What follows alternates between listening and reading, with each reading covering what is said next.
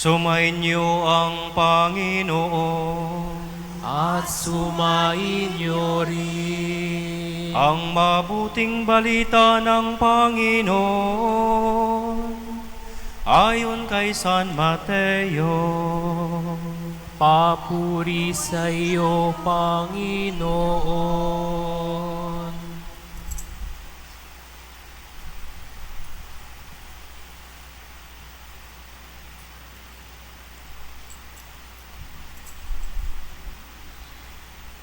Noong panahong iyon, nang nakakatipon sa Galilea sina Jesus at ang mga alagad, sinabi niya sa kanila, ang anak ng tao ay ipagkakanulo at papatayin, ngunit muling mabubuhay sa ikatlong araw.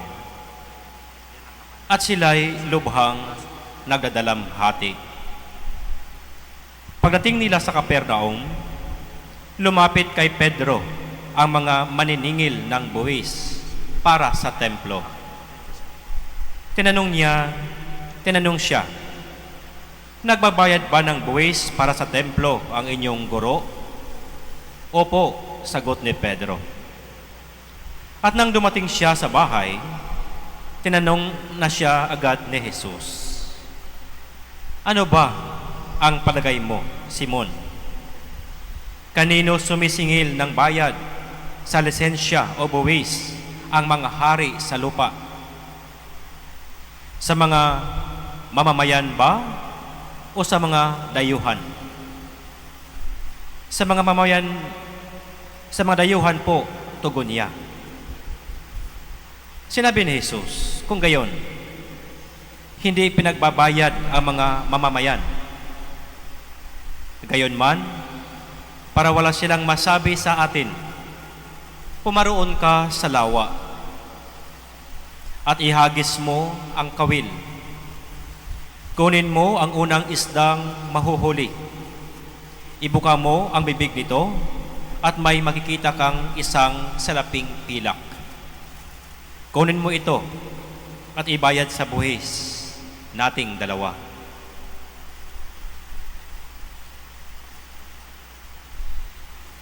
Mga kapatid, ang mabuting balita ng Panginoon. Pinupuri ka namin, Panginoong Hesu Kristo.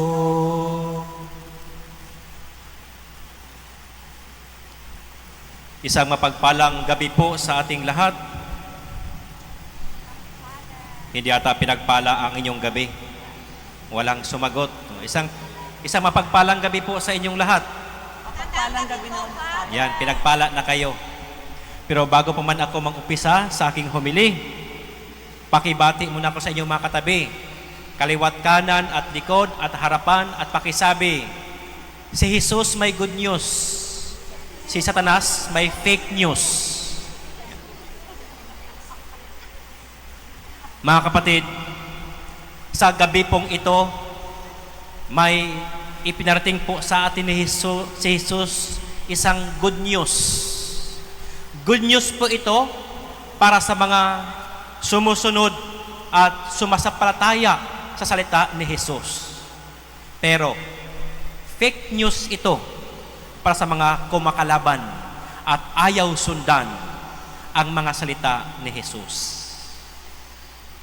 Si President Kennedy, ang dating dakilang presidente ng US, ay may maroon po siyang magandang panawagan para sa lahat.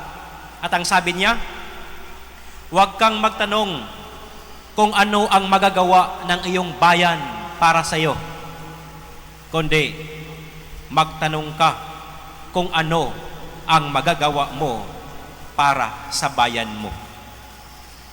Itong sinabing ito ni President Kennedy ay pwedin natin itong baguhin o kaya i-revise. At pwede tayong magtanong na katulad nito.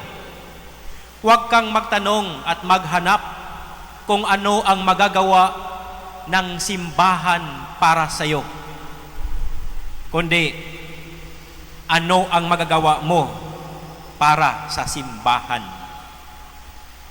Mga kapatid, Magandang palaala po ito para sa ating lahat. Ito ay isa din pong challenge para sa ating lahat ng mga Katoliko at mananampalataya. Kasi minsan, tayo, kahit na yung mga naglilingkod sa simbahan, ay minsan umiiral po ang ating pagkamakasarili. Lagi nating iniisip kung ano ba ang mapapala natin kung tayo'y maglilingkod sa simbahan. Ano bang mapapala natin kung tayo'y tutulong sa simbahan? Ano bang mapapala natin kung tayo'y magbibigay donasyon para sa simbahan? Kadalasan po, ito po ang laging iniisip ng mga taong makasarili. Ayaw ho nila na maglabas ng kahit anuman hanggat wala ho silang mapapala. Iilan lang po sa atin ang nag-iisip, ano ba ang maiambag natin sa ating komunidad? Ano bang maiambag natin sa ating bayan? At lalo ng, ano bang maiambag natin sa ating simbahan? Yung iba, kahit yung mga naglilingkod sa simbahan, ay puro lang po chismis, pamumuna sa ginagawa ng iba, wala man lang ambag sa simbahan. Ito pa yung nakakalungkot.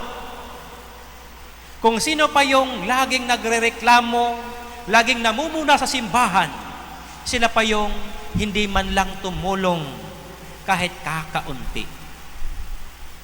Kasi yung mga taong tumutulong, nagbibigay ng donasyon sa simbahan, alam nila ang kanilang responsibilidad at tungkulin. Kaya hindi na po sila nagsasalita. Yung mga hindi tumulong, sila yung lagi pong may sinasabing negatibo para po sa simbahan. Amen? Di ba? Yung matamaan, sabi nga, bato-bato sa langit, ang matamaan, buti nga. Buti nga.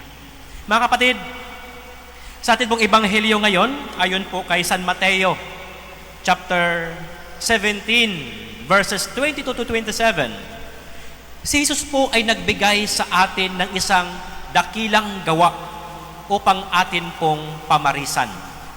Sa atin pong ebanghelyo, narinig po natin na lumapit kay Pedro ang isang maniningil ng buwis. At ang tanong, si Jesus ba ay nagbibigay o nagbabayad ng buwis? Hindi. Sumagot si Pedro, oo, nagbabayad siya ng buwis sa templo. Kaya pagka-uwi, nagtanong si Jesus. Subalit, nagbigay pa rin po si Jesus para walang masabi ang mga maniningil ng buwis. Si Jesus po ay exempted sa pagbabayad po ng buwis sa templo. Subalit, pinili pa rin niyang magbigay ng buwis sa templo. Ang dakilang gawang ito ni Jesus ay hindi po pakitang tao. Hindi lang po pakitang tao yung pagbibigay ni Jesus, bayad, buwis sa templo. Ito po ay pinapakita po sa atin ni Jesus at ipinarating po sa atin na huwag tayong makontento sa paggawa at pagtupad ng ating mga obligasyon. Hindi man obligasyon ni Jesus ang magbayad ng buwis sa templo, pero siya po ay nagbigay pa din. Totoo po na obligasyon po ng mga Katoliko ang pangalagaan ang ating simbahan. Amen. Diba? Totoo din po na obligasyon nating magbahagi at tumulong sa mga mas nangangailangan. Tama? Hindi. Tama po yan. Subalit, paano naman yung mga pagkakataon na maramdaman mo na hindi ka obligadong tumulong? Tutulong ka ba? Hindi. Sinasabi mo, Father, obligasyon po namin, no? Halimbawa ha, obligasyon po tayong lahat na tumulong sa ating parokya. Yung nasasakupan po ng parokya ni San Roque, kayo po lahat ay obligadong tumulong sa inyong parokya.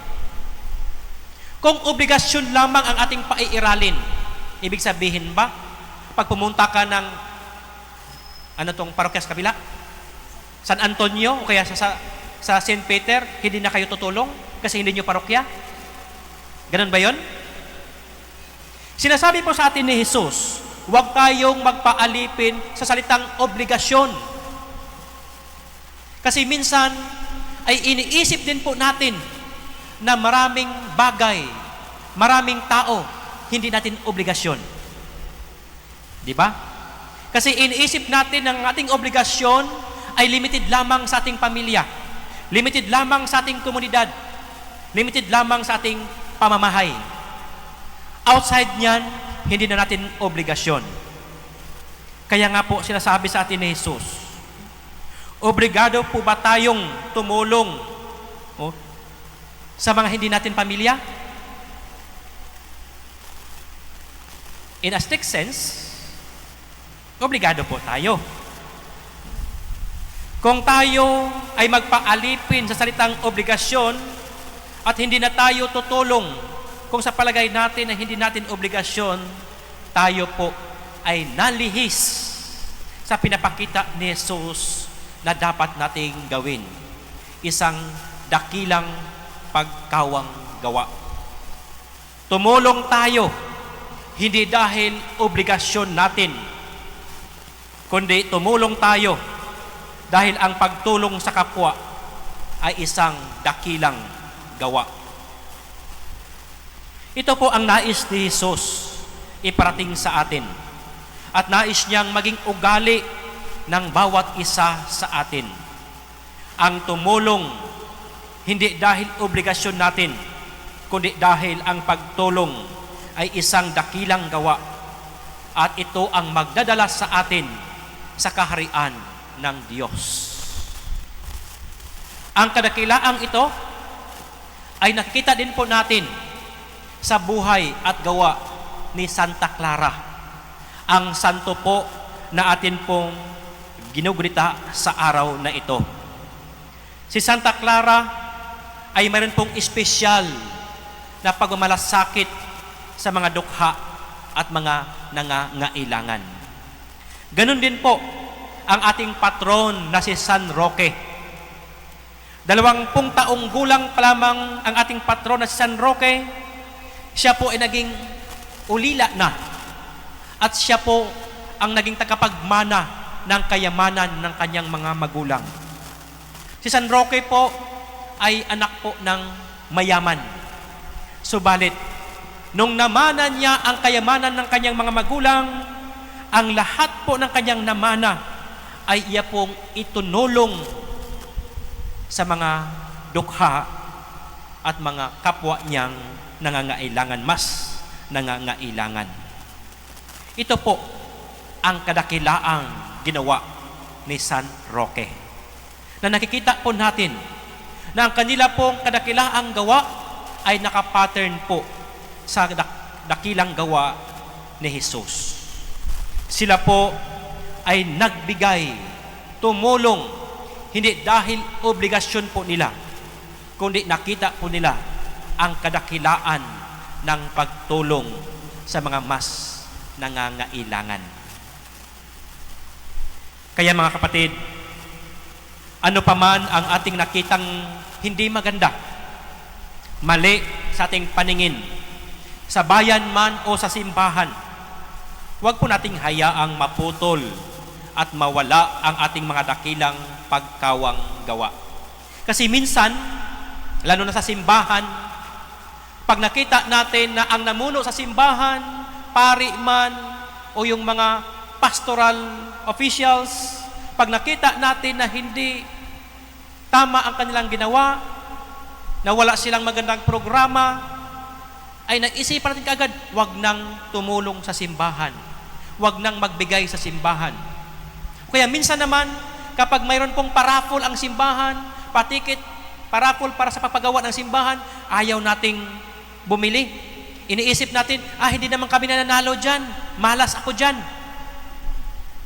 Bakit? Pag yan ang lagi mong sinasabi, ibig sabihin, makasarili ka.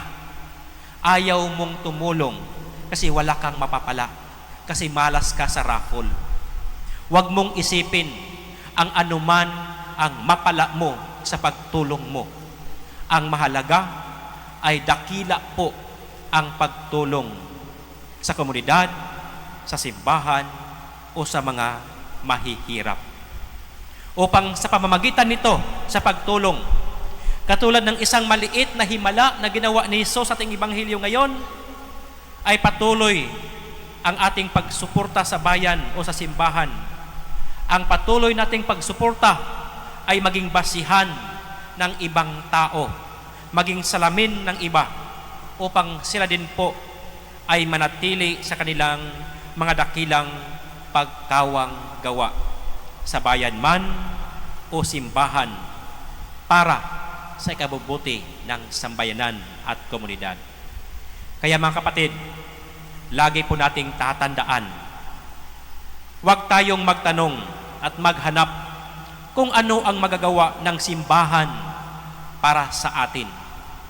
Bagkus, tanungin natin ang ating sarili kung ano ang ating magagawa para sa simbahan. Amen.